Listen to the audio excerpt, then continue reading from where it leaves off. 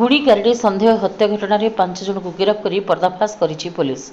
ଗତ 10 ତାରିଖରେ ମାଲକାନଗିରି ଜିଲ୍ଲା ମାଥିଲି ଥାନା ଅନ୍ତର୍ଗତ କୁରୁମପଲ୍ଲୀରେ ଗୁଣିଗାରେଡ଼ି ସନ୍ଦେହରେ ନିରଞ୍ଜନ ଠାକୁରଙ୍କୁ ଅତି ନିର୍ମମ ଭାବେ ଟାଙ୍ଗିଆରେ ହାଣି ହତ୍ୟା ଘଟଣାରେ ମାଥିଲି ପୋଲିସକୁ ମିଳିଛି ସଫଳତା।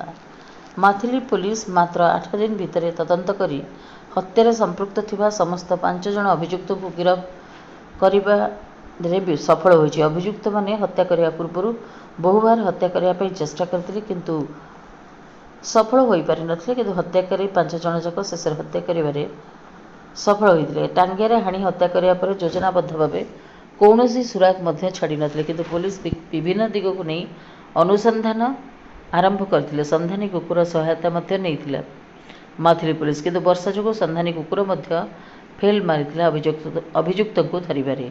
ପୋଲିସକୁ ନାକେଦମ କଲାପରେ ପୋଲିସକୁ ଲାଗିଥିଲା ଆଉ ଏକ ବିରାଟ ସୁରାଗ। ବିଦ୍ୟୁତ କାଟି ହତ୍ୟା କରିଥିବାରୁ ପୋଲିସ ଜାଣିବାକୁ ଚେଷ୍ଟା କଲା ଏବଂ ଆସାମୀ ପାଖରେ ପହଞ୍ଚି ତାକୁ ଗିରଫ କରି ତଦନ୍ତ କଲାପରେ ଗୋଟେ ପରେ ଗୋଟେ ଆସାମୀକୁ ଧରିବାରେ ସଫଳ ହେଲା ପୋଲିସ।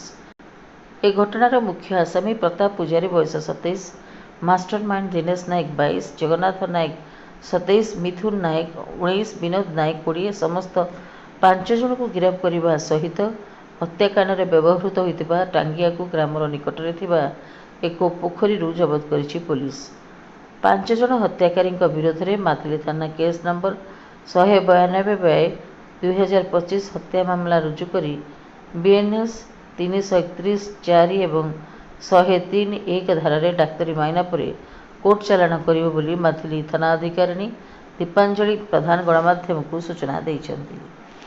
ମାଲକାନଗିରି ଜିଲ୍ଲା ମାଥିଲିରୁ ବାସୁଦେବ ଜେନାଙ୍କ ରିପୋର୍ଟ, ପ୍ରାଇମ୍ ଟିଭି ଓଡ଼ିଶା।